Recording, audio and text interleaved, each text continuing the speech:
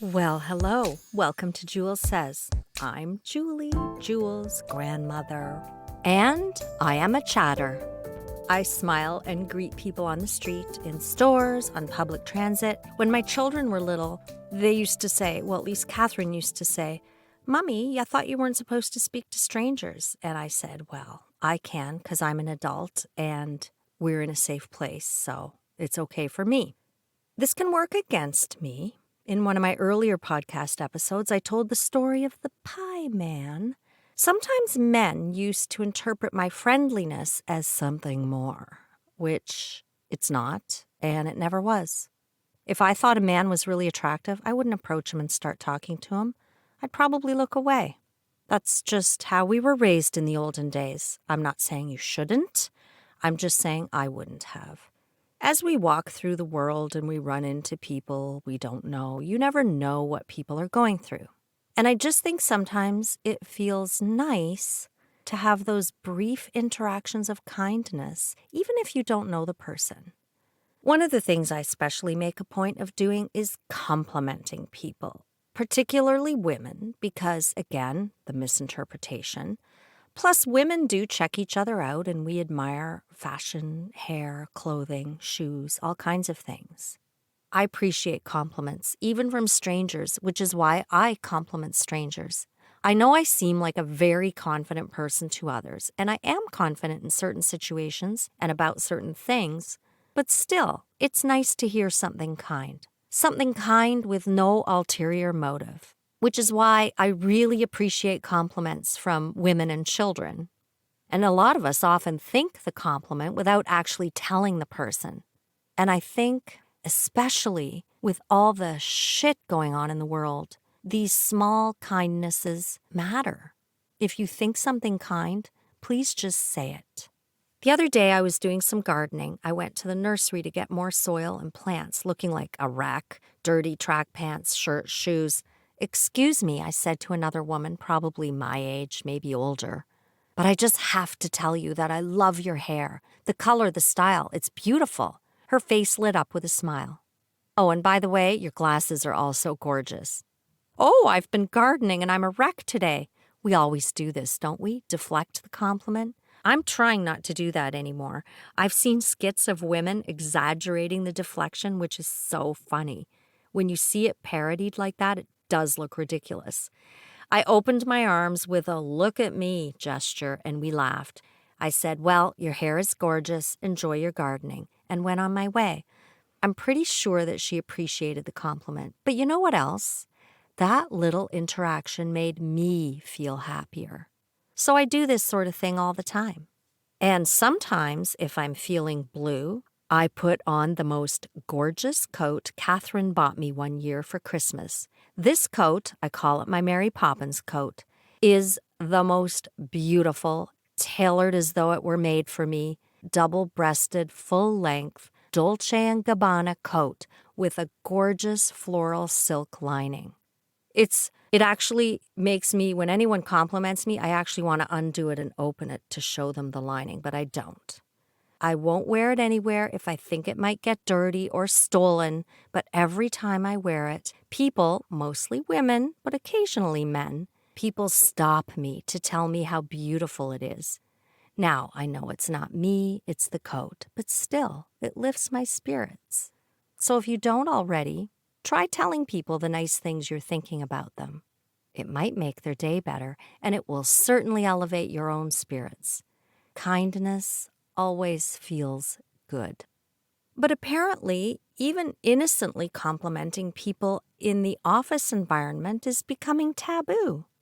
I'm sorry, but if we teach people to express discomfort and set boundaries, which we don't do a very good job of, then it should be okay to compliment people even at work. After all, we spend so much of our lives at work. Our relationships and humanity matter there too. At Abe's office, he had to go through HR training, which of course is standard these days, and they give you all the rules. They're not even allowed to compliment someone's ensemble. Really?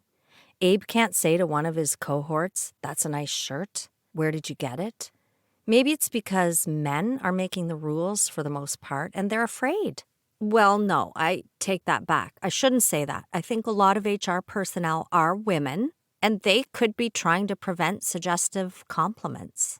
Certainly, they need to prevent lawsuits. But I have heard men say, "We don't know what we can say anymore." I'm kind of sick of hearing that because I just don't understand why this is such a challenge. All you have to do is picture yourself saying the thing to another dude. That is, if you are a cishet male or cishet. Don't you think applying faux French to anything makes it somehow sound nicer? Je suis cishet sounds so much prettier than cishet. One of the expressions for laziness is fuck the dog, or the marginally less offensive, shag the dog. Doesn't shag le chien sound so much nicer? Je veux shaguer le chien aujourd'hui sounds as though you're planning a really nice day.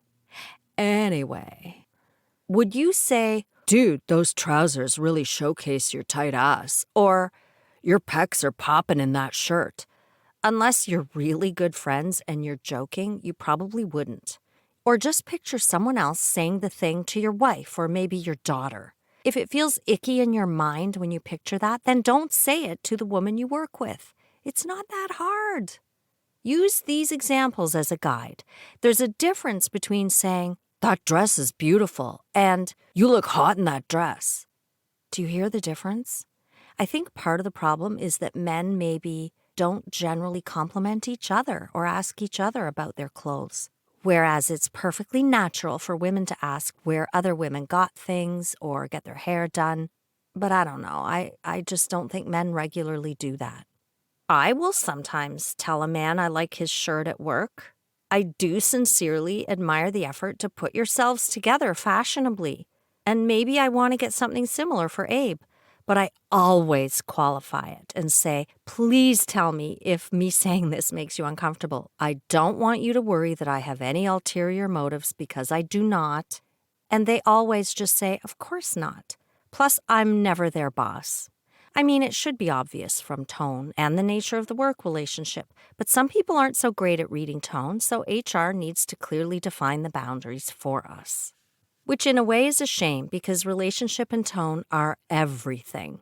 I was a young woman when sexual harassment rules started coming into existence in the workplace.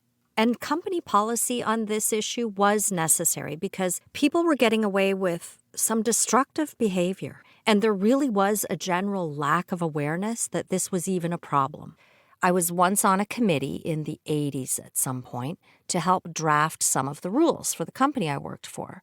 The rules included the requirement that you had to tell the person to stop before reporting the person to escalate a problem. That sounds reasonable enough, but I had a few friends and colleagues who didn't like that rule at all. It's hard to tell someone to stop, they argued. No kidding. They're absolutely right. It was, and it still can be hard to just face someone who's making you uncomfortable and ask them to stop. Part of the reason for that is because women were often raised to be nice and called aggressive if we asserted ourselves. I had no problem with people calling me aggressive. I knew I wasn't aggressive. Well, I did actually have a problem with it. My problem was it frustrated me that people interpreted directness as aggressiveness, when I knew damn well that a man would never have been criticized for the same thing. But, I countered, you can imagine how difficult it is to go through the process of reporting a complaint. They aren't going to leave you out of that investigation. Surely it's better to at least try to tell the person, and if they don't stop after you've told them, then you know you're dealing with an asshole. Well, that was the rule at my company back then. Anytime anyone crossed a line with me, and very often it was a matter of who, my work relationship with that person, and not purely what was said. If someone crossed a line, I would say very clearly, "Please don't do that." And they always stopped. I'm not sure why, and I'm not going to say that other people are to blame if they tell someone to stop and they don't stop, but I can tell you that when I tell someone to stop, I squarely face them, I look them in the eye, And I say it in a vocal register that means business. This works with dogs, it works with children, and it works with most men. Obviously, it's not going to work with someone who's got a problem and would cross lines anyway. There may be people out there who would get a kick out of trying to control a woman like me. In my case, it worked, and I think it's worth trying first. Sometimes the person isn't aware of the impact. Here's an example from my early 20s in IT. I had a boss who was a lovely man. He was kind. He was caring. He genuinely wanted to be a good boss, and he happened to also care about being liked. He used to call me Doll. Now, I was a cute little well-endowed blonde woman working in a male-dominated field. It wasn't sexual harassment. I knew he meant it in a paternal way, but I felt that an infantilizing pet name undermined my credibility. Remember, this was the mid-'80s. Jobs were still routinely classified as male or female. Women were routinely referred to as girls. Equal pay was only beginning to be worked out. I asked one day if I could speak with him privately, and I told him. I said to him, "Listen, I know that you don't mean any harm. I do know it. However, I believe that it undermines my professional credibility when you call me Doll." He was mortified. It hadn't occurred to him. But I said, "No, I'm not angry with you. I'm not offended. I know you meant no harm. Please, I'm just asking you not to do it again, because it undermines my professional credibility." My example is one where the person genuinely just needed to learn, and he gracefully accepted my perspective, and he did learn from it. And that's how it should be. That's very often all we want. However, were some of these guys assholes? Absolutely, yes. Some of them actually did target other people. One guy went so far as to stalk a colleague at her home, repeatedly, after multiple warnings, even after an HR investigation. I didn't find out about it until years later, which then kind of tells me maybe we need to be more open about it when somebody's doing that stuff to us. The guy was no friend to the guys either. He was just creepy and weird, so no surprise. He didn't work in my department. He worked in another department. But one day, he came right out and told me that I was intimidating. Good. Had I known he was actually a dangerous stalker, I might have said, "Yeah, I'm intimidating. Now, don't fuck with my friends and colleagues. You know what you're doing. Stop." But I didn't know at the time. One day, he was returning a portable computer to the IT associate, and I happened to be there. In those days, not everybody had a laptop. There certainly were no phones with computers on them. A portable computer was like a heavy sewing machine. We only had a couple of them in the IT department, and they had to be signed out. And it was heavy, like a heavy sewing machine. It was in its own hard plastic carrying case and weighed probably over 30 pounds.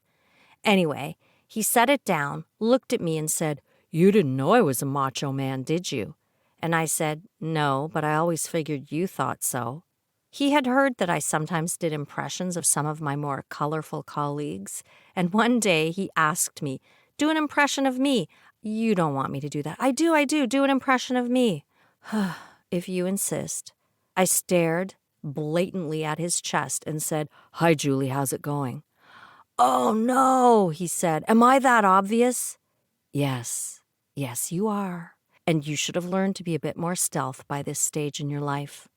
So yeah, I was fairly confident and direct with the creeps. Little did I know he was worse than a creep. See, I'm not such a good judge of character, am I?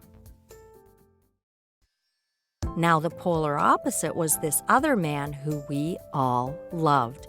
He was dry, he was witty, he was funny, and naughty. But we loved him, and we knew he was honestly just being funny. He was married to a woman from another department in our company, and we also loved her, and his naughty humor was not reserved for behind her back, which is telling. Fred used to say things like, "Take off your clothes and see me in my office." Not to me, this is hearsay, but to at least one of the other women, and we just laughed about his comments because we knew he would die if one of us actually did it. His office at one point was just past Terry, the associate's open area. I was at her desk one day and she said to me, "Julie Bird, your shoulder pad has slipped." I had these removable shoulder pads in my top, as we did back then, and one had slipped down. They were supposed to be held in place with Velcro. I positioned it directly in front of my breast, then moved to the other one down to the other breast, and we laughed and laughed about how gigantic my boobs looked with those shoulder pads in front of them. Before I had a chance to move them back up to my shoulders, I saw Fred approaching with a couple of other suits. Shit! I froze, then casually perched on the credenza against the wall across from Terry's desk. Their only path to Fred's office was to walk between us. As he approached, I smiled and said, "Mr. Magoo," obviously not his real name. His eyes widened. "Mrs. Ryan?" Yes, I used my husband's name while I was married. A courtly nod. The other suits followed him. Their eyes widened, and then they each looked away as they passed and followed him into his office. Terry and I could barely contain our laughter until his office door closed. At Fred's retirement party, I could only stay long enough to say a few words and sing him a heartfelt tribute. As my song started with, "What a dog, what a dog," I dropped a fur coat to reveal a sexy little dress and a feather boa, and sang "He's a Tramp" from Lady and the Tramp while the whole room erupted with laughter. There's no way anyone heard any of that song. Thankfully, everyone there got the joke. They all knew Fred. Then I dashed to a play I was in. I think it was Anne of Green Gables. I was playing Lucilla, the shopkeeper. Was Fred's behavior politically incorrect? Absolutely yes. You can't get away with that today. But we felt as though it was harmless in his case. Maybe we were wrong to engage in all the joking, but when it's safe, it can be a lot of fun. And as with the law, HR rules are very black and white, very prescribed. I get why we need them, but you can't possibly legislate or document every nuance of these things in a rule book. Unfortunately, however, I have known people who did tell a harasser to stop, but ended up feeling as though they had to report it, which is why we need rational judges and decision makers, people who are capable of comprehending context.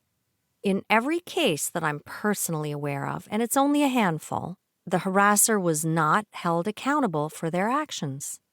It seems to me that managers in HR really would just rather not deal with the issue. In one case, which is very recent, a male colleague had blatantly, repeatedly made comments about my colleague, let's call her Jolene, wearing stripper shoes. Now, her shoes were gorgeous. Very often when we went out for lunch, other women, including the servers, regularly complimented her on her shoes. She is very fashionable and her shoes are gorgeous. He would make these comments in meetings, in front of managers, in front of everyone. She initially laughed it off, as in laughed it off for months, but it was his go-to comment for so long. It was getting boring. It was getting ridiculous. And it was like, are you actually trying to offend her, or do you think you're funny? She finally said, "Okay, Dick, we get the joke. I like high heels. Now that's enough. Please stop." Did he stop? Hell no. He doubled down. And one day, not in a room full of people, but at a small lunch with there might have been 4 or 5 of us, I was there. And in frustration, after having asked him to stop multiple times, Jolene retorted, "No, Dick, I borrowed them from your daughter." Not long after that, he started spewing criticism about a strategic plan she had presented, which, by the way, had been signed off and approved and praised at the executive level, saying, and I'm paraphrasing because he didn't say it to me, but he basically commented to multiple people that the work was garbage, it was never going to work, she didn't know what she was doing, and so on. It was so bad that one of the men told her she should do something about it. The stripper comments were one thing, but now he was criticizing her actual work in a very unprofessional manner. Now, I don't trust these processes. No matter how noble the intent, and I don't think it's noble, I think it's just because they don't want lawsuits, but I don't trust these processes, and I don't trust the people who apply them in general. So my advice to Jolene was not to report it. Everyone who's anyone knew the work was great, and he's just demonstrating publicly what an asshole he is with his comments, which not only disrespect her, but implied disrespect of dancers who disrobe, which I'm quite sure he has paid to watch at some point in his life. Besides that, I said to her, what constructive purpose was served by the guy who repeated Dick's shit-talking to you? Let's be honest, we're all guilty of sometimes saying shitty things that we don't really mean, maybe venting some of our bullshit opinions to colleagues or friends. The guy who told you what Dick had been saying should have kept his mouth shut, and the whole thing could have just blown over. I really don't understand why people repeat awful things that are said about people. Whenever that happens to me, I ask, why are you repeating this to me? Do you think I can or should do something about it? Or do you just want to hurt my feelings? Usually the response is, I just thought you should know. Well, thank you, but I would rather not know unless I need to know. If it's so heinous that I should no longer associate with the person or I'm in danger, or if it's something I should take action on, fine, let me know, but otherwise, please just keep it in the vault. So I do think there's something to be said for ignoring bad behavior. But to ignore it is to do nothing to change the bad behavior, you might argue, and you wouldn't be wrong. The fact is, he could very well have been treating others this way, and he shouldn't get away with it. There were very few female consultants on this team, and he wasn't being stealth about it, so for whatever reason, it seemed as though he had singled Jolene out in this case. But as a consultant, you know no matter what you're dealing with, at the end of the day, they are paying you to leave.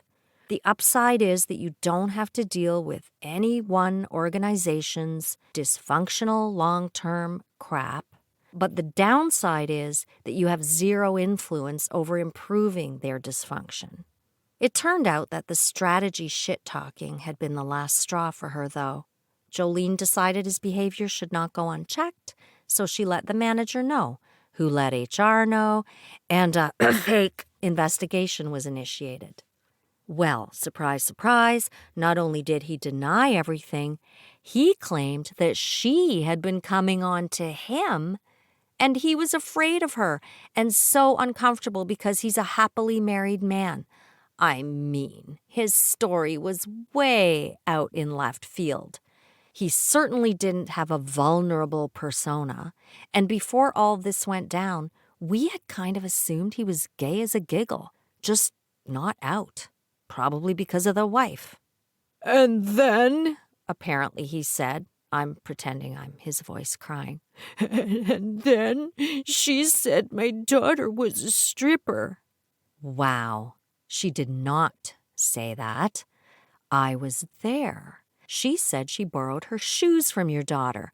So, what you're saying is it was okay for you to constantly make these comments about her high heels, deny that you were insulting her, but as soon as she says she borrowed them from your daughter, Newsflash, motherfucker.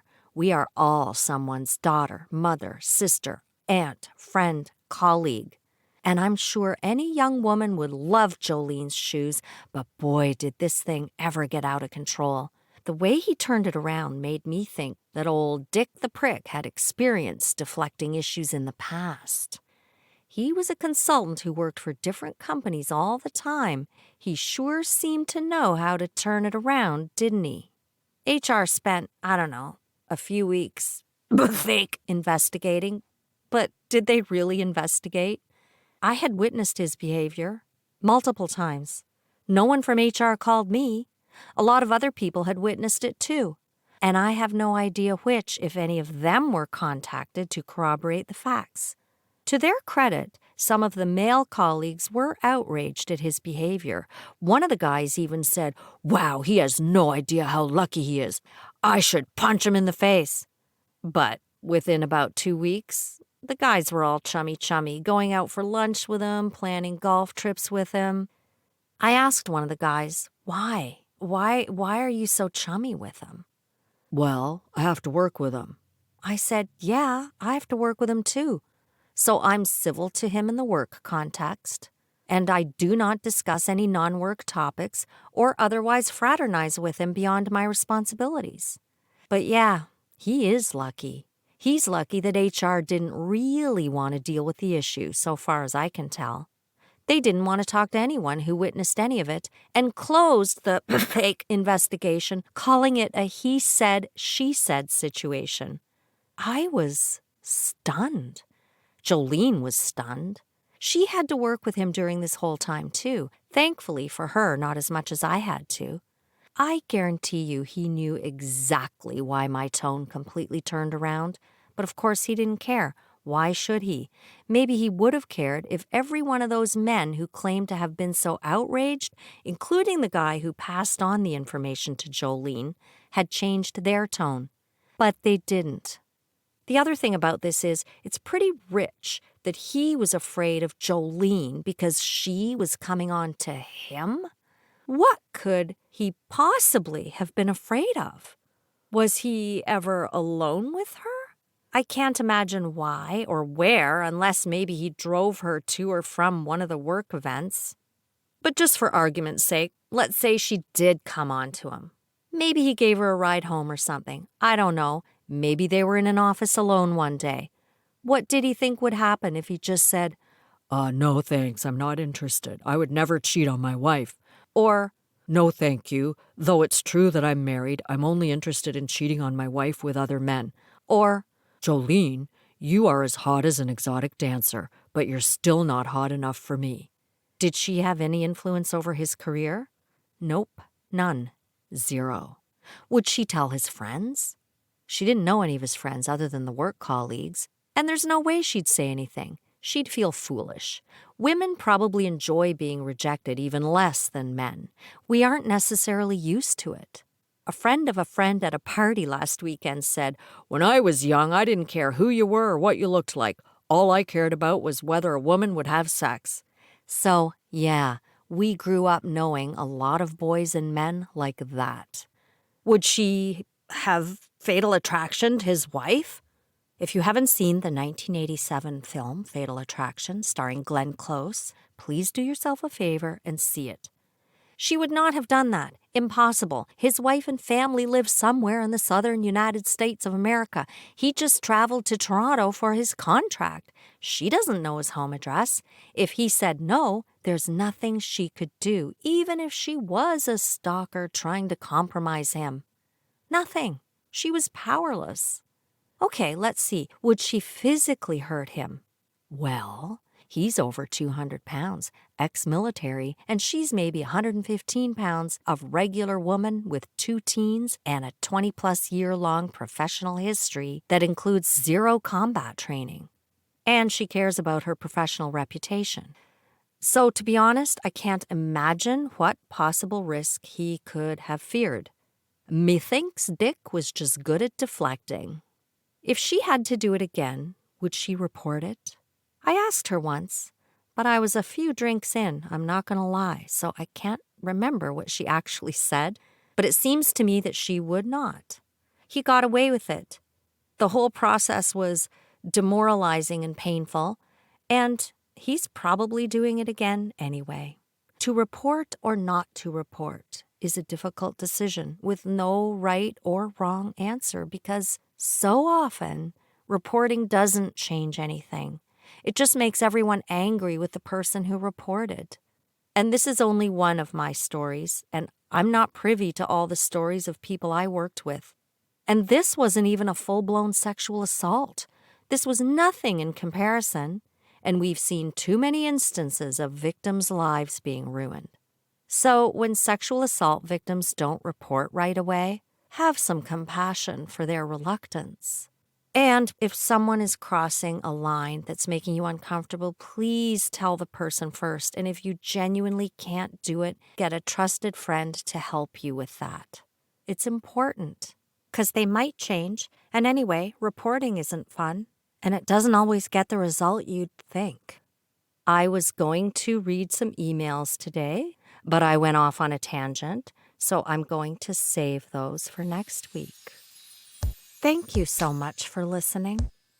If you have anything you'd like to ask me or share, you can email me at jewelsays@gmail.com.